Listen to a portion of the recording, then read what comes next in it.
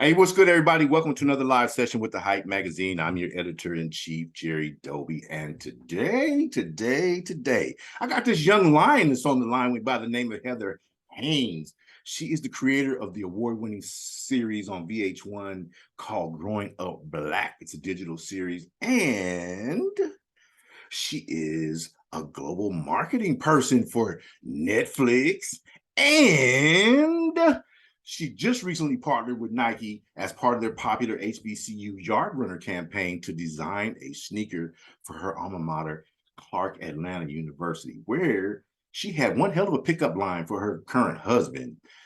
I want my kids to have them eyes someday.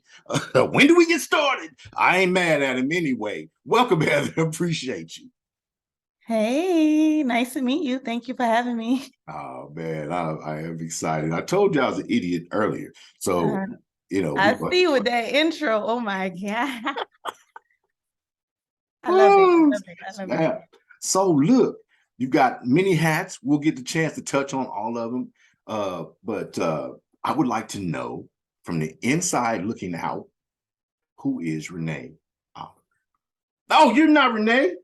Heather Haynes. Renee, don't laugh at me back there. I see you. Told you I was an idiot.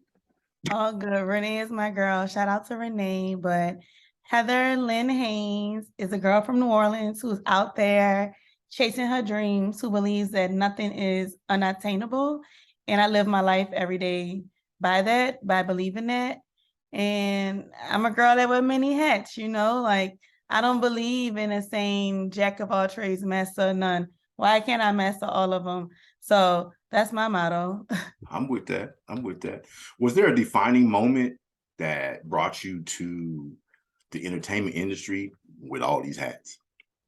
That's interesting. I feel like I had a lot of defining moments as my career evolved. I grew up always loving entertainment. I was the girl that watched a lot of TV growing up and was very obsessed with television and particularly and also music television from MTV to VH1 to BET. So I used to want to be on 106 in Park like Free and AJ. I think a pivotal moment was when I was at Clark Atlanta University and Spike Lee came to speak to our class because for y'all who do not know, Spike Lee took all of his mass comm classes at Clark because Morehouse doesn't have a mass communications department. And so he came to speak to our class because we had the same professor. Shout out to Dr. E. And he just told me like longevity is behind the camera. I told him that I wanted to be in front of the camera like a Free, like a AJ. And he was like, that's great. I'm sure you can do that. But while you're here at Clark, you should learn all aspects of production because longevity is behind the scenes. And once I took that with me, and once I got to New York, I started to just figure out like jobs in the industry and try my best to like learn all parts of the industry. And I wind up getting a job at Complex Magazine at the time. That was a marketing job, and later on transitioned to launch Complex Television. And I had a associate producer job there, so that was behind the scenes, and I loved it because I got to call the shots and got to use my creativity to bring my visions to life. And I stuck with being behind the scenes ever since then. So I think that was definitely a pivotal moment in my career for sure. Okay. Complex 3 years. Yeah. Columbia Records isn't. Look, you know what? And this is a little off track. I apologize. No, go ahead. We'll get back to it. But a lot of people have forgotten that Twitter is the main tool, right? And you really launched your career on social media Yeah. using Twitter, being Yep. willing to work for free and pay some dues. Yeah. And folks are forgetting that they're thinking overnight success is, well, they forget that overnight success is really about 10 years in the game. 100%. And then you get where you are. So what was the funniest response you got to your "we'll intern for free"? on Twitter? No, that's so funny you even mentioned that, because me and my husband was talking about that yesterday, just as a reflective conversation, how I feel like now social media gets clouded with a lot of highlight moments. Is a highlight reel and you never really see the lowlights. So I'm working on like a content series around the lowlights, because I do think it's the lowlights that make us who we are, especially in this industry. And going back to the Twitter moment, that was another pivotal moment, because that got me my first job in the industry. I moved to New York with zero connections, zero opportunities. I didn't have any friends there, any family besides my husband, my boyfriend at the time. But Twitter was my favorite until this day social media platform. And it also was a way to directly connect with someone. So I had the vision on, how do I find a connection with Twitter? And so my strategy was, my favorite artist was J. Cole, still my favorite artist. And I really had a dream to work for him. And I really was inspired and motivated by his music. And so I went to his first album release concert in New York, and he sold the album at the concert. And I brought it home and I looked in the album booklet that had the album thank yous. I was obsessed with reading every single album thank you since I was a kid. I used to always read the thank yous and identify the people that worked on the album. And from there, I Googled everyone that he thanks from the label to find out the context, and I found their Twitters. And so I started to follow them on Twitter and tweet them. And literally, it's impressive how many positive responses I got from people that either worked at Columbia at the time. And so one person responded, well, two actually responded. And the person that brought me in is Alex Rago. And she just responded saying, I love your approach. She liked the approach more than what I was saying, like the approach to even find her from the album booklet, then find her Twitter, and then directly message her. And so she messaged me, and I'm still connected with her till this day. And she messaged me saying, I like to bring you in for an interview, but you have to be in college. The funniest thing is that hustler spirit, I was already out of college, already graduated from Clark, but the Clark motto is find a way to make one. So I photoshopped me admissions letter to a college that I will not name, and saying that I was in grad school for that college or whatever. Went to the interview. I was very honest with Alex, telling her that I already graduated, but I do have a letter of admissions for grad school. If this is enough to get me this internship, please let me know. And long story short, it all worked out. Again, she loved the hustle. So she was like, we're going to figure this out. And I wound up getting my first internship at the industry at Columbia Records, where I was able to work on J. Cole's albums, and Beyonce's albums, and Mary Mary's albums. So it was such a dope experience. And literally it came from Twitter, and not being afraid to put yourself out there, but also being strategic and finding the right people to connect with, So I definitely wish kids had that hustle these days. I think they do, but it's more so now people use Instagram and slide into the DMs to shoot their shot. So it just evolved a little bit. The hustle evolved. Okay. Interesting story though. I just like the work ethic. I mean, it takes a lot of intestinal fortitude, first of all, to move to New York with $1 and a dream, Yep. so to speak, and then to stick with it no matter what. And so I really just love that. I would like to also know, what has been the most satisfying? We're going to get to the Yardrunner campaign, I promise. But I would like to just know, what's been the most satisfying for you about your journey thus far? The most satisfying thing, that's a great question. I would say just never having to compromise my beliefs of who I am, every opportunity that I've received and every job that I ever worked, I always led with being myself. And I think that's something that I'm really proud of. I never had to compromise my morals. I never had to compromise what I believed in. If I did, I just quit, or just say this wasn't for me. And I was okay with that. I think sometimes it gets, the industry itself, people do a lot of different things to fit in. And I never felt the pressure to do that. I never felt the pressure to compromise my appearance, compromise the way I spoke, compromise my beliefs. Even when I didn't agree with the majority, I always felt comfortable in using my voice and saying that. And I think that's a blessing, because I know I have friends, and I know that that's usually not the case in order to succeed in this industry. So I'm just grateful for just being myself and letting it lead me where I'm at thus far. Okay. Well, I admire your go-getterness and the picture of a sister, somebody who wears a uniform, showing our youngsters, both male and female, that it can be done and don't give up. So I really appreciate that. You know what? This is crazy, but my lawn guy is here and my dogs are outside barking. Can I put you on hold for 1 minute? Yes, no problem. This is ridiculous. Right back.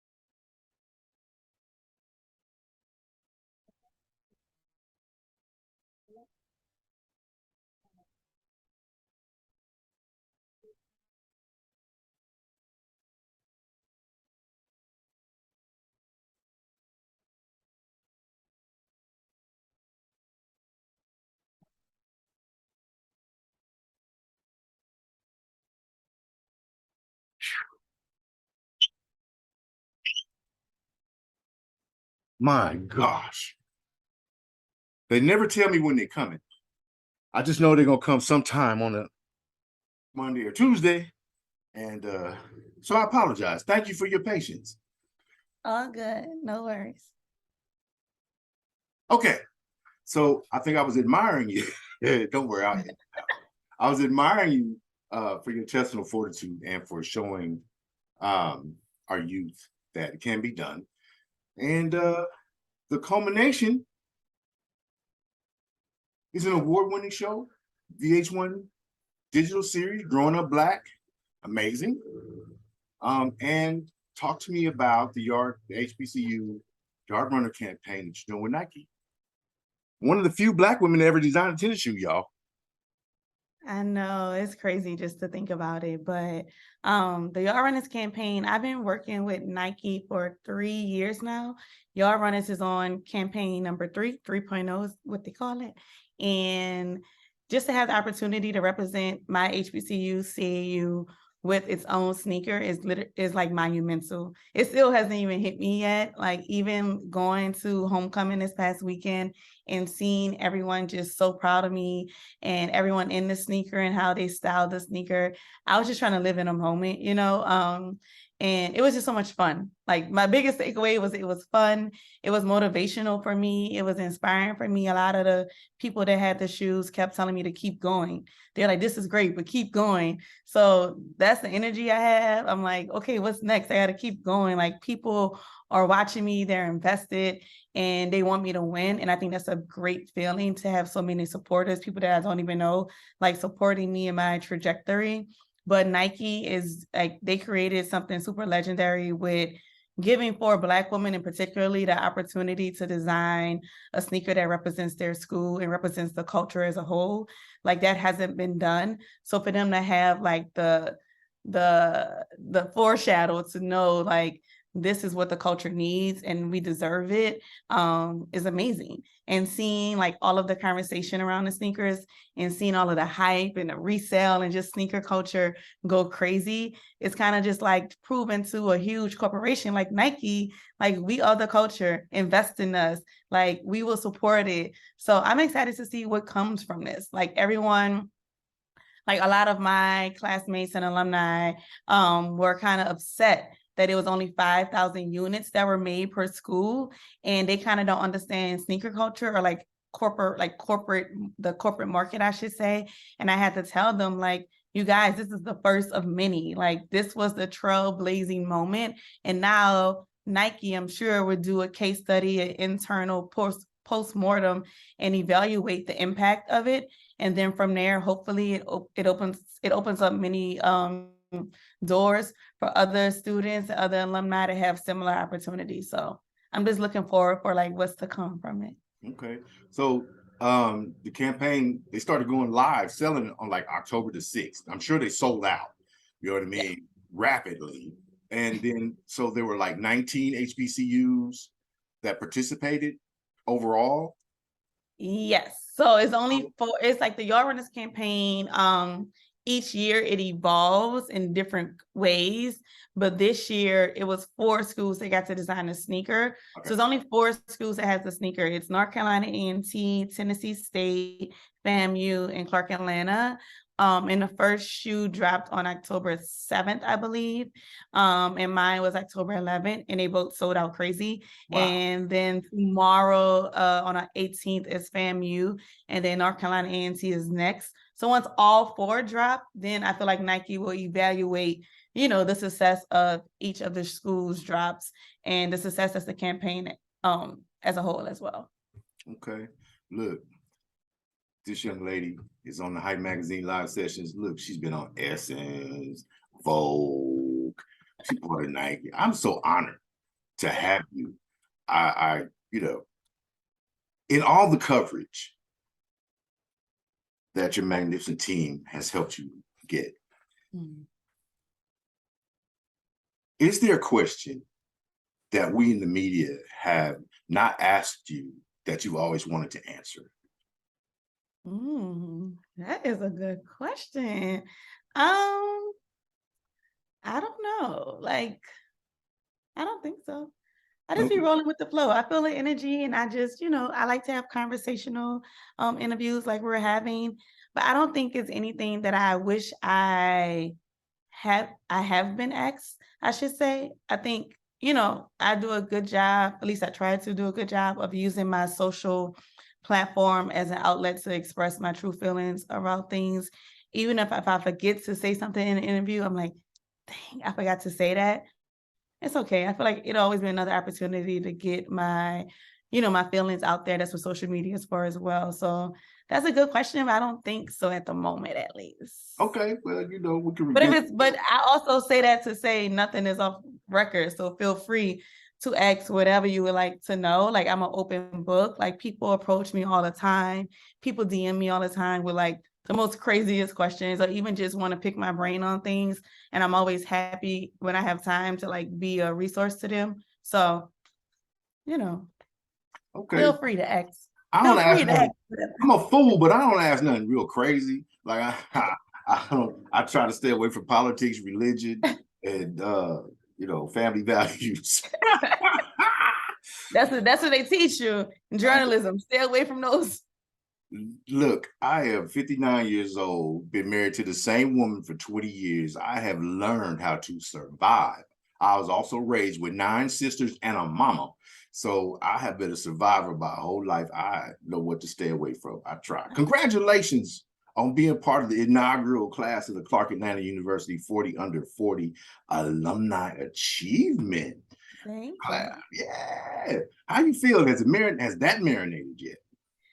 Yes, actually it has, and it also just motivated me. The 40 Under 40 inaugural class celebration was this past weekend as well. And out of the 40, I might have knew 10 of the honorees. So just getting a chance to be present and connect with other CAU alumni and hearing a little bit about their journeys and what they're doing now, to me was like inspirational, you know. And I left the ceremony and I reached out to the alumni organization to say, we should all stay connected. Like, let's start a database with contact information so we can stay connected and create something amazing from this, and also pave the way for the next 40 Under 40. So that was a really dope experience. And I think the biggest takeaway for me is like connecting with everyone that was honored, for sure, because we all have so much going on. And my mind started to think like, how do we make this bigger? Like, how do we stay connected and continue the conversation on bringing awareness to Clark Atlanta University and also being impactful with the current students that's there? You know, like, how do we connect to the kids that's there in school right now? Okay. And what did you guys come up with? I know that you brainstormed probably quite a bit. Not yet. We all have been talking. Everyone wants to connect with someone in their industry. How can we help each other?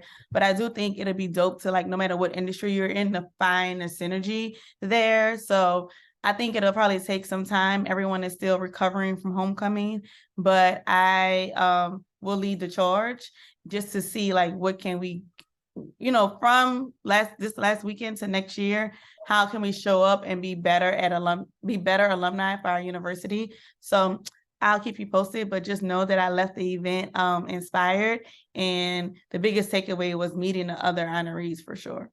Okay. Now, what's Clark Atlanta's band like? Are they any good?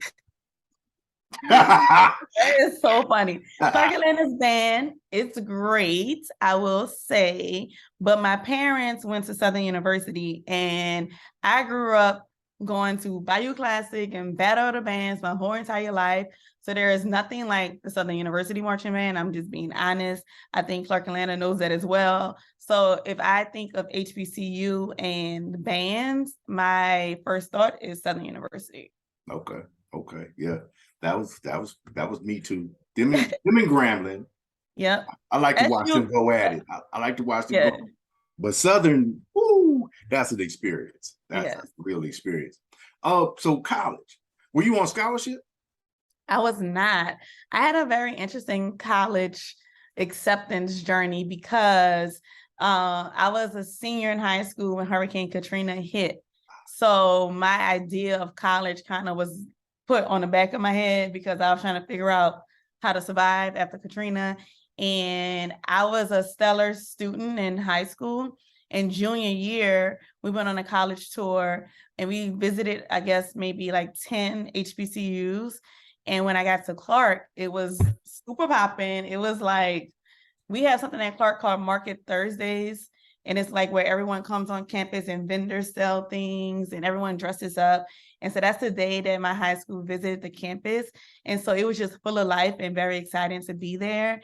And when I left the visit, I told my parents I wanted to go to Clark.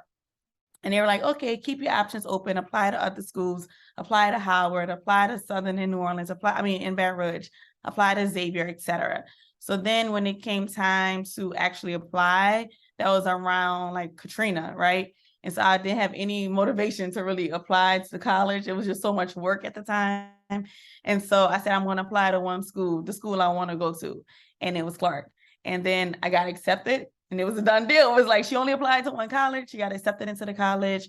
I didn't even apply for scholarships, to be honest. I probably could have, but at the time in my life, I was just focused on getting accepted into college.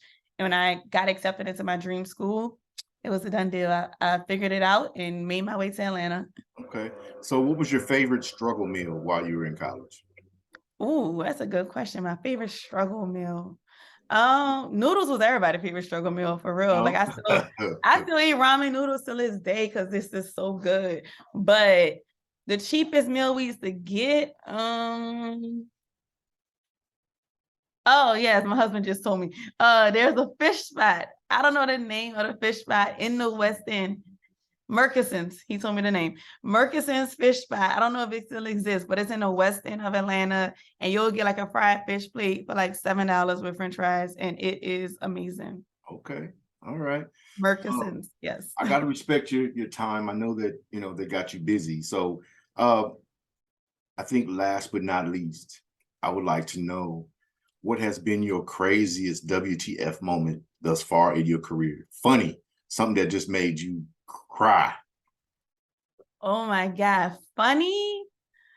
Oh, that's so hard. Without putting anybody on blast, of course. We don't do that.